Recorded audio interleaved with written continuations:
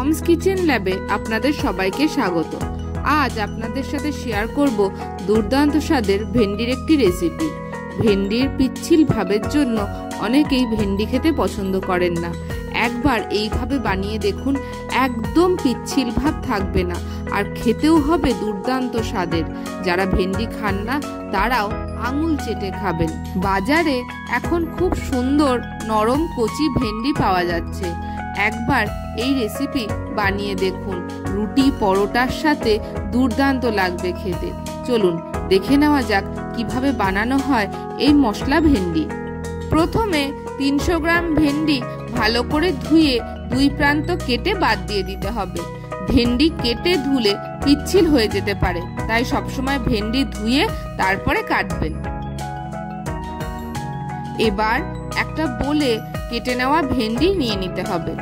এতে সামান্য লবণ, সামান্য হলুদ আর 1 চামচ লেবুর রস দিয়ে ভালো করে মেখে নিতে হবে। লেবুর রস দেওয়ার কারণে ভেন্ডির পিচ্ছিল ভাব কেটে যাবে। এটি একটি ধাবা স্টাইল রান্না। এইভাবে বানিয়ে খেয়ে দেখুন, মনে হবে একদম ধাবাতে বসে খাচ্ছেন। রুটি আর সাথে একটু কাঁচা পেঁয়াজ আর এই মশলা ভেন্ডি, একদম ডিনার জমে যাবে। এবার কড়াইতে দিয়ে দিতে হবে বেশ খানিকটা সর্ষের তেল।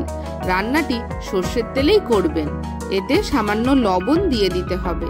তারপর একটু নাড়াচাড়া করে নিলে দেখবেন তেলের ঝাঁঝালো ভাব অনেকটা চলে গেছে। এরপর এতে লবণ আর হলুদ মাখানো ভেন্ডি দিয়ে দিতে হবে। মিডিয়াম ফ্লেমে একটু সময় নিয়ে ভালো করে ভাজবেন। এতে দেখবেন ভেন্ডির পিচ্ছিল ভাব একদম চলে গেছে, একটুও আর পিচ্ছিল নেই, আর ভেন্ডির রঙও প্রায় সবুজ রয়েছে। এই রান্নাটিতে একটু তাজা ভেন্ডি নেওয়ার চেষ্টা করবেন, তাহলে রান্নাটি আরো সুস্বাদু হবে। ভেন্ডি ভাজা হয়ে গেছে, এবার একটা প্লেটে তুলে নিতে হবে। জানেন তো, এই রান্নাটি না আমরা উত্তর ভারত ঘুরতে গিয়ে খেয়েছিলাম একটি ধাবাতে।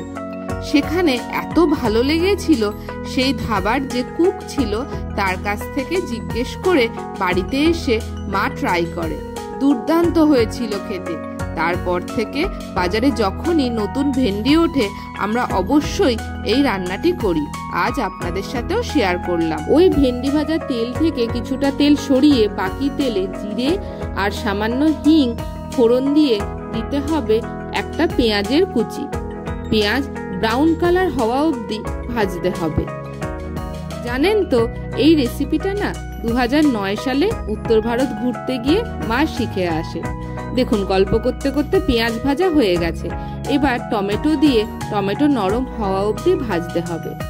জানেন তো, তখন না ইউটিউবের এত চল ছিল না। আমরা যেখানেই ঘুরতে যেতাম মা নানান রেসিপি শিখে আসতো, আর মা সেই সব রেসিপি বাড়িতে এসে ট্রাই করত। রান্নাটা মায়ের একটা প্যাশন। টমেটো নরম হয়ে গেছে, এবার 1/2 চামচ আদা বাটা দিয়ে মিনিট 2 কষে নিতে হবে।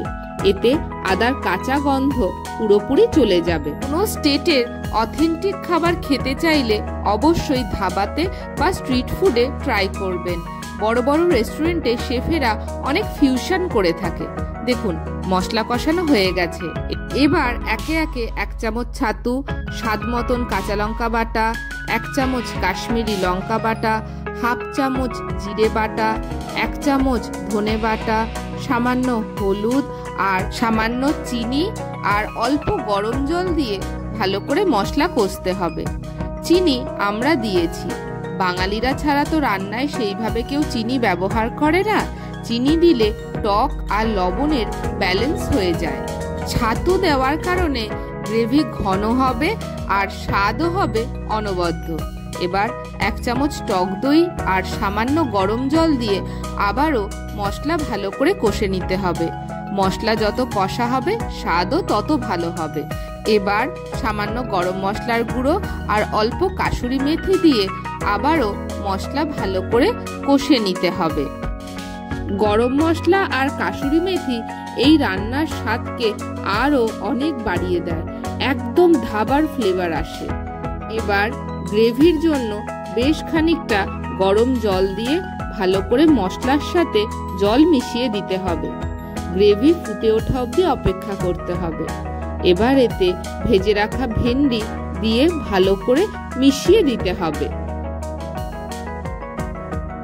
এরপর একটা ঢাকনা চাপা দিয়ে মিনিট 5 রেখে দিতে হবে। মিনিট 5 পর ঢাকনা তুললে যখন দেখবেন ওপরে তেল ভেসে উঠেছে, গ্রেভি ঘন ঘন হয়ে গেছে, তখন হালকা নাড়াচাড়া করে আবারও মিশিয়ে দেবেন। দেখুন একটাও ভেন্ডি ভাঙেনি, কি সুন্দর মশলা আর গ্রেভি মিলেমিশে এক হয়ে গেছে। এই সময় অপূর্ব এক গন্ধ বেরোয়। আপনারা তো আর সেই গন্ধটা পাচ্ছেন না, আমার এডিট করতে বসে জিভে জল এসে যাচ্ছে। বাড়িতে অতিথি আসলে বা কোনো একদিন ডিনারে নিজেদের জন্যই বানিয়ে নিন না এই রেসিপিটি, তারপর খেয়ে অবশ্যই কমেন্টে জানাবেন কেমন লেগেছে। আশা করি কারোর মন্দ লাগবে না, আপনার কাছে দ্বিতীয়বার রান্নার রিকোয়েস্ট আসবে।